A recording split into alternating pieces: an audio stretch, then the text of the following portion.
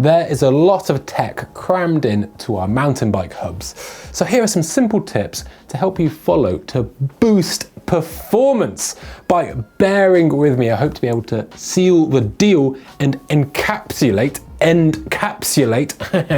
some good points.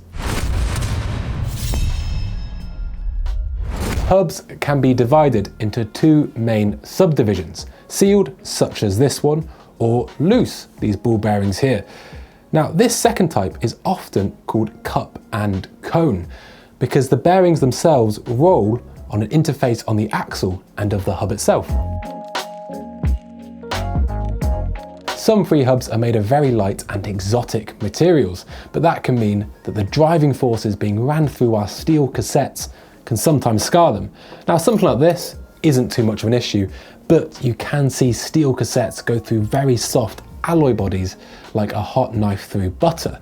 So what can you do? Well, you can use a slightly higher end cassette, which often have an alloy spider, or you can think about talking to the manufacturer directly and seeing if you can get a steel FREEHUB body, if that's a problem you suffer from. Assembly grease is absolutely fantastic for assembling our bike componentry, but that doesn't mean it's perfect for every application. Take suspension for instance. It uses a very light suspension specific grease that is fit for purpose, and FREEHUBs have their own demands too. If you go pumping some very thick assembly grease in here, it was not only going to add drag to the system, but it could also wear parts prematurely. I would suggest using a very light FREEHUB specific grease, or failing that, you can use just a drop of wet lube on each pull to keep your FREEHUB running smooth. Seals are there to provide a barrier of the external elements to keep all that muck and grit outside. But even the most perfectly executed systems will have their inherent drag. In fact, most of the drag from a sealed bearing such as this comes from the seal itself.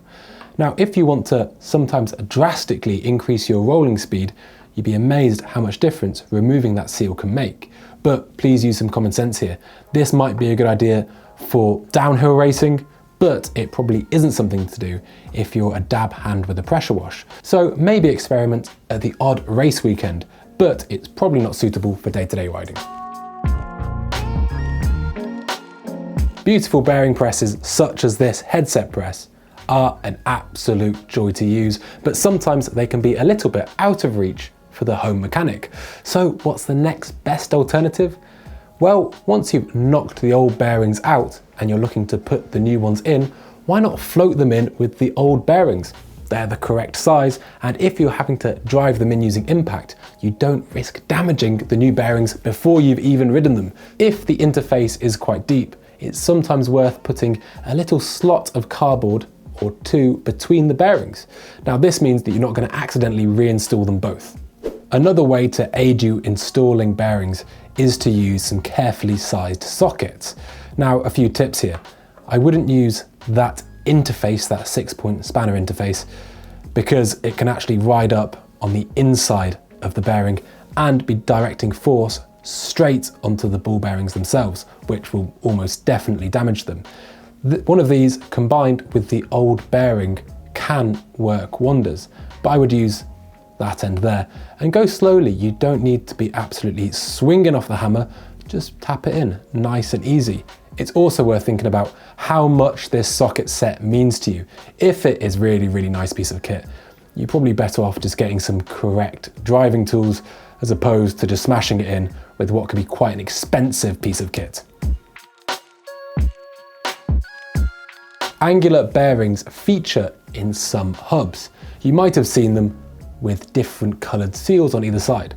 Now, with these ones, be really sure to install them in the correct orientation, else you're going to be killing your bearings before they've had a time to shine. On an angular bearing, you can also make a note of the thickness of the inner race. Now, the inner is often a lot thinner than the outer, so that's a good way to see what you have going on. Often the black seal faces inwards. Now, these bearings, it's absolutely vital that you don't put large amounts of force through that inner race, because you can punch it clean out, leaving you with an outer race stuck in your FREEHUB. What I would recommend is taking your time looking at the instructions of your hub, because they often have little notches on the inside of which you can drive out on the outer race. Now, I've mentioned this one before, but it's one of my favorites. Once you use a full roll of tubeless tape, keep the inner plastic roll. It's really handy for working on wheels. It not only means you've got a space to drive bearings into, but it also means that that soft plastic isn't going to damage your spokes or any part of your hub. So it's really worth hanging on to. When assembling or working on quick release axles that use a cup and cone system, such as this one here, it's really important to be very careful with preload. Getting the preload right is absolutely vital, and there are a few things I would note. Sometimes the clamping force of that quick release lever will compress the axle slightly. Probably not with something as burly as this, but with your kind of more entry-level bikes, it can definitely be a factor. Now what that means is you might get your preload absolutely perfect when the wheel is out of the bike, but as soon as you install it into the bike and do up that lever, you might get, large amounts of wear. But really take your time with this, okay? In my experience, there's often a very, very small amount of play when setting preload with the wheel out of the bike, but that is remedied once that quick release lever is done up. But nobody was born an expert. The best way to get good at setting preload on quick release wheels is practice, and experience really is your friend here.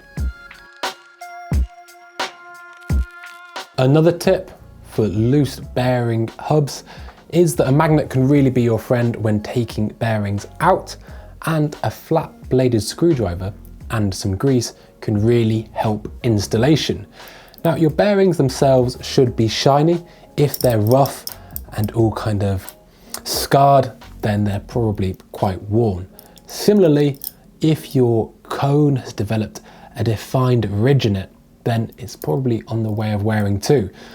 As with a lot of things such as our drivetrains, these will wear together, so be wary of that. If your wheel is working perfectly, but with quite worn bearings, if you put some brand spankers in there, it can actually sometimes create more problems than it solves. As I mentioned earlier, quick release axles can often compress, and sometimes they can be vulnerable to bending.